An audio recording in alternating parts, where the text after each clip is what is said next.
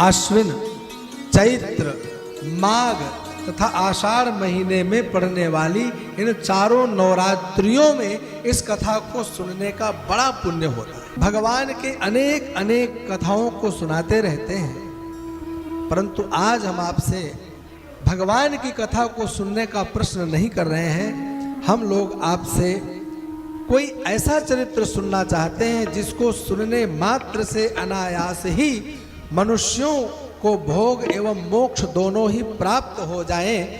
ऐसा कोई चरित्र सुनाएं जिसको सुनने से सांसारिक संपूर्ण पदार्थ प्राप्त हो और पश्चात भगवान की भगवती की शरणागति अवश्य प्राप्त हो, अर्थात मोक्ष की प्राप्ति हो। हे महाभाग, हम आपसे वह कथा सुनना चाहते हैं जिसके श्रवण मात्र से मानव इस कलिकाल में भी सिद्धियों को प्राप्त कर ले। इस कलिकाल में भी उसे किसी भी प्रकार का हृदय में भय नहीं हो। हमारे हृदय में उत्पन्न इन शंकाओं का आप समाधान करें। साधु पृष्ठम महाभागा लोकानां हितकाम्यया सर्वशास्त्रस्य यत्सारो तद्वो वक्ष्याम्यशेषतः। सूत जी महाराज कहते हैं, ऋषियों, आप सब लोगों ने बड़ा ही सुंदर प्रश्न किया है। यह हमें मालूम है कि आपको कुछ भी सुनने की आवश्यकता नहीं है, क्योंकि आप लोगों को मैंने इतना कुछ सुना रखा है कि इस संसार की समस्त कामनाओं को आप पहले ही समाप्त कर चुके हो। आपको धर्म, अर्थ, काम, मोक्ष सब कुछ पहले से ही प्राप्त है। परंतु जो प्रश्न किया गया है, इस प्रश्न का उद्देश्य लोक कल्याण है।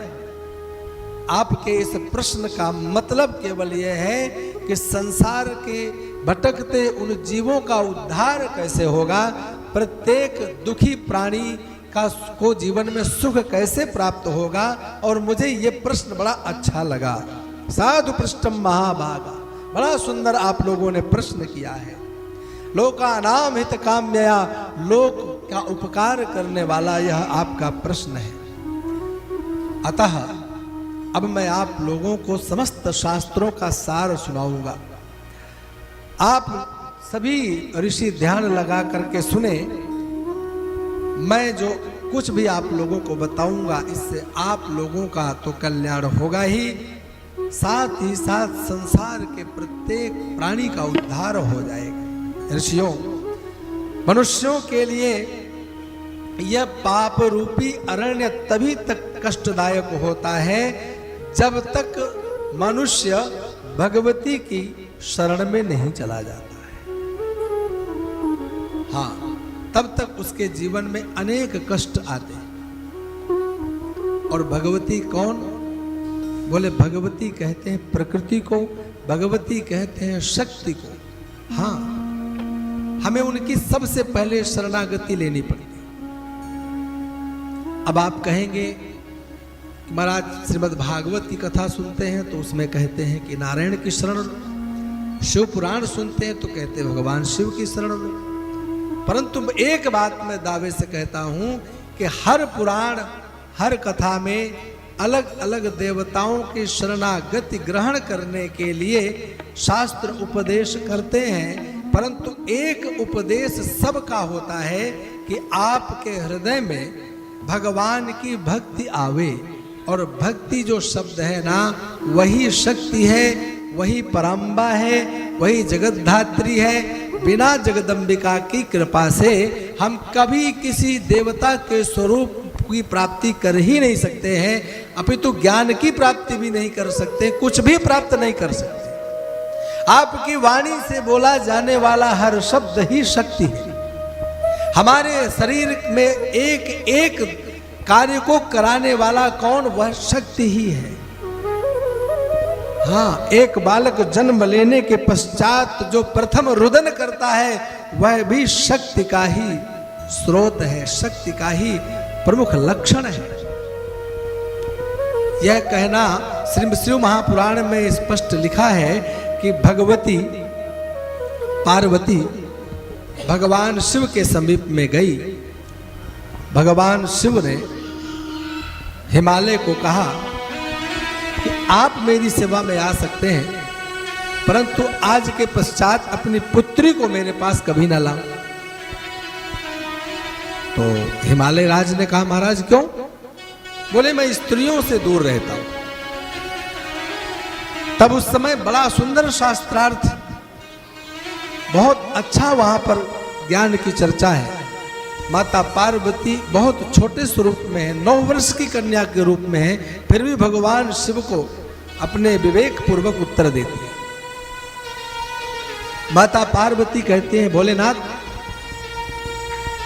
आप स्त्रियों से दूर रहते हैं, आप कहते हैं मैं प्रकृति से दूर रहता हूं, परंतु मेरा एक प्रश्न है, प्रकृति के बिना आप कौन हैं? पहले आप मुझे अपना परिचय कराएं। आपके हृदय में उठने वाली तपस्या का वह भाव, वह भी तो प्रकृति ही है। आप कैलाश को छोड़कर हिमालय में आए, वह चलना फिरना उठना बैठना सब कुछ तो प्रकृति है। आपके मुंह से बोला जाने वाला हर शब्द प्रकृति है, और भगवान शिव के नाम में, शिव शब्द में जो इकार लगी वह भी तो प्रकृति है। बिना इकार के शिव भी तो शव हो जाएंगे ना। तो संसार का ऐसा कोई कोना बताइए, ऐसा कोई कार्य बताइए, ऐसी कोई दृष्टि, ऐसा कोई दृश्य बताइए जहां पर हर क्षण सृष्टि में प्रकृति ना समाई हुई। तब आप ढूंढते रह जाओगे, कुछ मिलने वाला नहीं। ये हमारे समझने की आवश्यकता है कि अगर श्रीमद् देवी भागवत में भगवती की शरणागति के लिए पुराण में उपदेश लिखा है, सूत जी महाराज उपदेश देते हैं, तो इसमें विस्मित होने वाली जैसी कोई बात नहीं है। अपितु संपूर्ण देवताओं, भगवान के नाना प्रकार के अवतारों के प्रति हमारे मत, हमारे रति लगाने की जितनी चरित्र आते हैं, जो उपदेश आते हैं, वह सब कुछ बिना प्रकृति के संभव नहीं है, बिना शक्ति के संभव नहीं है, बिना भगवती के संभव नहीं। इसलिए इससे सुंदर पुराण और कौन सा हो सकता है, जो सबसे पहले हमारे हृदय के उठने वाली जो भावना है उसको परमात्मा सत्ता से जोड़ने का उपदेश देती हो, परमात्मा सत्ता की शरणागति ग्रहण करने का जो शिक्षा देती हो, इससे सुंदर और कौन सा पुराण हो सकता है। आज ऋषि कहते हैं, महाराज आपने बहुत कम शब्दों में बड़ा दिव्य उपदेश दिया।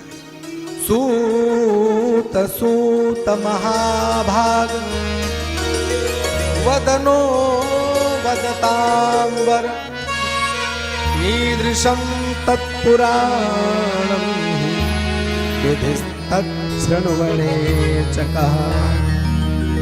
हे वक्ताओं में श्रेष्ठ सूत जी महाराज, आप हमें यह बताएं कि यह श्रीमद् देवी भागवत क्या है, कैसा है यह पुराण, उसके श्रवण की विधि क्या है, उस पुराण को कितने दिन में सुनना चाहिए, उसके पूजन की विधि क्या है, और सबसे पहले इसको किसने सुना था। हमारे प्रश्नों का आप समाधान करें। हम इस पुराण की महिमा को विस्तार से आपसे सुनना चाहते हैं। सूत जी महाराज कहते, ऋषियों ध्यान से सुनो। प्राचीन काल में पराशर नंदन श्री वेद व्यास जी महाराज ने एक वेद के 4 विभाग किए और सबसे पहले अपने शिष्यों को पढ़ाया। उसके पश्चात उन्होंने पतितों, ब्राह्मणाधमों, स्त्रियों के निमित्त, संसार के अन्य अन्य प्रत्येक प्राणी के कल्याण के निमित्त पुराणों की रचना की, महाकाव्य के रूप में महाभारत की रचना की, और सर्वप्रथम उन्होंने मुझको उनका अध्ययन कराया। उन पुराणों में सबसे पहला जो मैंने उनके द्वारा पुराण की कथा सुनी, उसमें यही पुराण था, श्रीमद् देवी भागवत पुराण। देवी भागवतम तत्र पुराणं भोगमोक्षदं स्वयं तु श्रावयामास जनमे जयभूत। पतिम। श्रीमद् देवी भागवत महापुराण जो भोग और मोक्ष दोनों को प्रदान करने वाला है, व्यास जी ने इस पुराण को सर्वप्रथम राजा जन्मेजय को सुनाया था। हाँ, पूर्व काल में राजा जन्मेजय के पिता, जिनका नाम क्या था? परीक्षित, जिनका नाम था परीक्षित, जिनको तक्षक सर्प ने डस लिया था, उनकी मृत्यु का उन्हें श्राप लगा था। और जब तक्षक सर्प के डसने से राजा परीक्षित की मृत्यु हुई, तब जन्मेजय ने अपने पिता की शुभ गति हो ऐसा संकल्प करके भगवती की शरण में गए, जगदम्बिका का पूजन किया, उनकी भक्ति को धारण किया, विधिवत पूजन अर्चन किया और पश्चात वेदव्यास भगवान उनकी कृपा करके उनके घर में पधारे, उनके चरणों में प्रणाम किया। तब 9 दिनों तक एक ही स्थान पर बैठ करके इन्हीं नवरात्रि के पावन अवसर पर स्वयं वेदव्यास भगवान ने राजा जन्मेजय को देवी भागवत का चरित्र सुनाया। उस चरित्र को सुनने का लक्ष्य क्या? मेरे पिता अगर तक्षक सर्प के द्वारा किसी अधोगति में पड़े तो मेरे पिता का उद्धार हो जाए, उन्हें दिव्य स्वरूप की प्राप्ति हो जाए, भगवत शरणागति प्राप्त हो जाए। राजा परीक्षित के लिए जब उन्होंने यह कथा सुनी, अंतिम दिन अपने पिता के लिए संपूर्ण कथा के उस पुण्य को प्रदान कर दिया। कहते हैं देखते ही देखते राजा परीक्षित ने दिव्य रूप धारण किया और भगवती की सालोक्य मुक्ति को प्राप्त कर लिया। राजा जन्मेजय अपने पिता की दिव्य गति को देख करके महर्षि वेदव्यास भगवान का विधिवत पूजन किए, बहुत प्रसन्न हुए। सभी 18 पुराणों में यह श्रीमद् देवी भागवत के महत्व को उन्होंने समझा, जिसमें धर्म अर्थ काम की चर्चाएं तो हैं ही, सांसारिक लोगों के सुखों को प्रदान करने वाली अनेक अनेक गाथाएं हैं, लेकिन इसको श्रवण करने से अंतिम परिणति, अंतिम पुरुषार्थ, जिसे कैवल्य, जिसे मोक्ष कहते हैं, वह भी प्राप्त हो जाता है। इस पुराण को आप जितना सुन सकते हो उतना सुनने का प्रयास करें। हाँ, आप इसे अगर पूरा 9 दिन श्रवण कर सकते हो तो पूरा सुने। आप 9 दिन नहीं सुन सकते, थोड़ा समय है, थोड़े समय बैठे, आधा दिन बैठे, एक श्लोक सुने, आधा श्लोक सुने, एक मुहूर्त बैठे, जितना आपके पास समय हो आप भक्ति भाव पूर्वक भगवती के इस दिव्य चरित्र की कथाओं को सुने। ऐसा करने से आपके जीवन में कभी दुर्गति नहीं हो सकती है। जो कभी फल यज्ञ यागादि कर्म करने से, जो फल कभी अनेक अनेक प्रकार के तीर्थाटन करने से प्राप्त होते थे, वह संपूर्ण फल अनायास ही देवी भागवत के श्रवण मात्र से प्राप्त हो जाता है। आश्विन, चैत्र, माघ तथा आषाढ़ महीने में पड़ने वाली इन चारों नवरात्रियों में इस कथा को सुनने का बड़ा पुण्य होता है। और आप लोगों को मालूम है ना, नवरात्रि कितनी होती है? 4।